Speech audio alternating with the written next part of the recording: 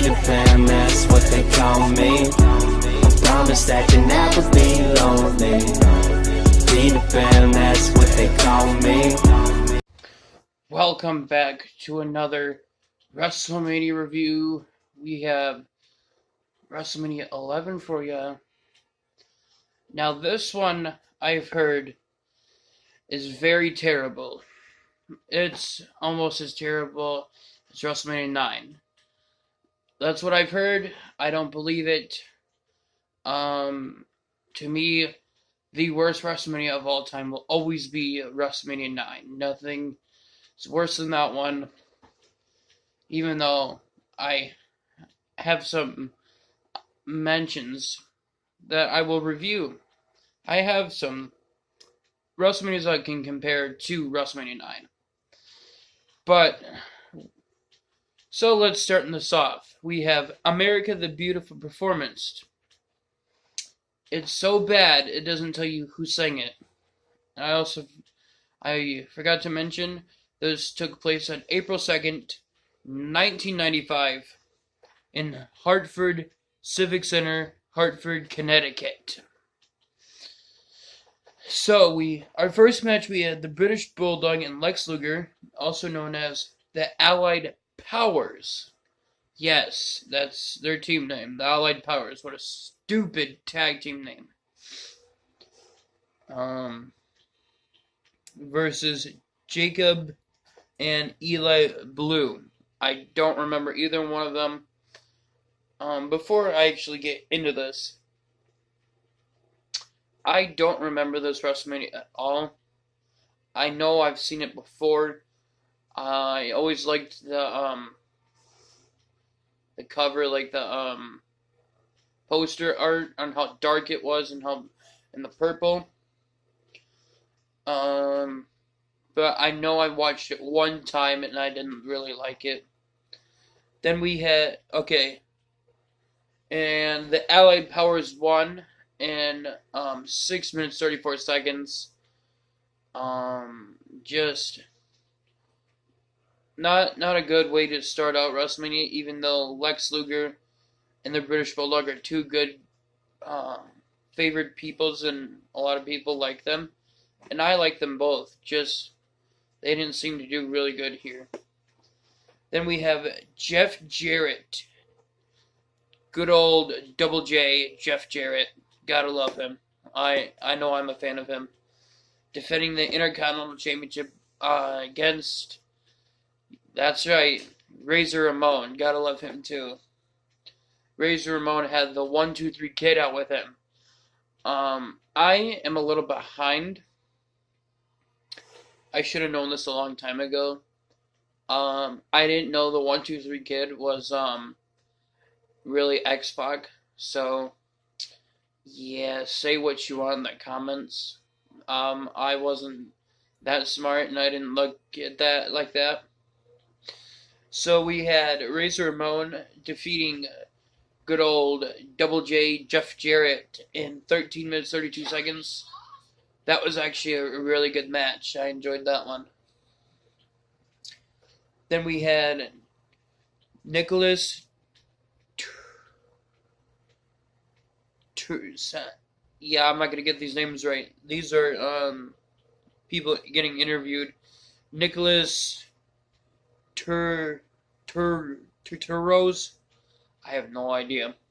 Interviews Jenny McCarthy.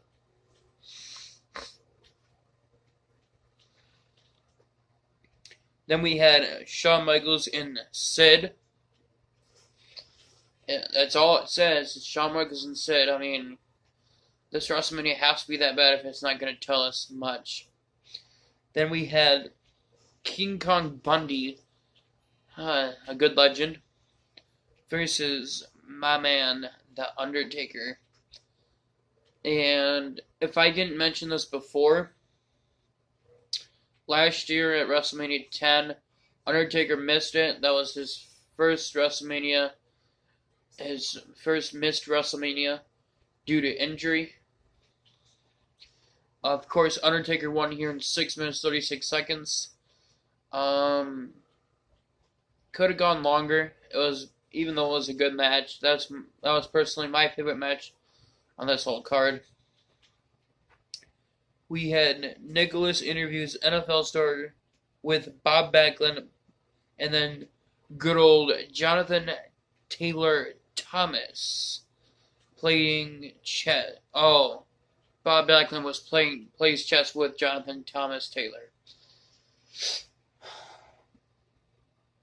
Good old days, huh? When we thought WrestleMania was going to be good, and then it turns out to not be good. Then we had the World Tag Team Championships, Owen Hart and Yokozuna versus the Smoking Guns. If you really think about it, you don't have to watch this WrestleMania, and you can just basically know who wins it all. So, Owen Hart and Yokozuna win the tag team titles here in 9 minutes and 42 seconds. They should have just made it a little over 10, and it would have been better. We had Todd Pettingill. Told you I wouldn't get these names right. Interviews Bam Bam Bigelow. Good legend. Then we had the I Quit. Listen carefully. The I Quit submission match. This was the first and only I Quit match at WrestleMania. Honestly, that's just really stupid. Why it had to be submission in it. Just making a normal I Quit match. It was Bob Backlund. Like I said, gotta love Bob Backlund. Hashtag not. I was never a fan of him. Versus Bret, the Hitman Hart. And like I said, matches are predictable. You'll be able to choose. Like, you'll know who wins without even watching it. So, Bret Hart wins in 9 minutes 34 seconds. That was a decent match. Not the best. Then we had Todd Pettingill, still don't know his last name, interviews Diesel. Good old Big Daddy Cool Diesel. We had Shawn Michaels versus Diesel for the WWE Championship. This is where Shawn Michaels wins the Royal Rumble for his first time. I think it's next year. He wins it from first. Or it could have been this year, I don't remember. So, Diesel won in 20 minutes, 35 seconds. Honestly, probably the best match of the whole card. I thought it was a really good match versus any one of them, even though I liked the Undertaker match better. But this match was so much better than any of them. And then for our horrible main event, we had Bam Bam Bigelow versus NFL star Lawrence Taylor. That's not even a good idea for a main event at WrestleMania. Maybe an opener. Thank God they have never done this again. This is just god awful of an idea. Especially having Lawrence Taylor win at 11 minutes 42 seconds. If you're going to have an NFL star face a WWF superstar and then have them lose in their own branded company, that's just retarded. Bam Bam Bigelow should have won that match. So, we only had 7 matches on this WrestleMania. That's just poor booking. You could have had at least 8 or 9, possibly even 10. Just really bad. If I was to rate this WrestleMania, my letter grade would be a D-, just because of how bad it is and the fact there wasn't many matches on here. So, let me know what your WrestleMania 11 grade would be down below. This has been my WrestleMania 11 review. Don't forget to subscribe, like. Can we shoot for maybe 2-3 likes? That would be cool. And this is White Stoner WrestleMania 11. We are out.